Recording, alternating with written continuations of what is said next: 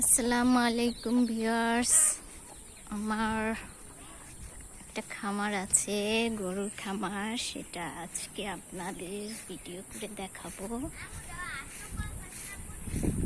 যদিও এইটা আমার বাড়ির গেট, আর এটা হচ্ছে খামার। আর গাভীগুলা এখন রেস্টে আছে। শুধু গাভীগুলা দেখাচ্ছি আজকে।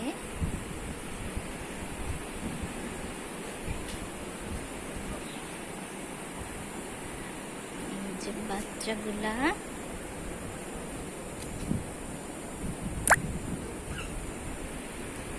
যে হচ্ছে আমার সব দুধের গাভী।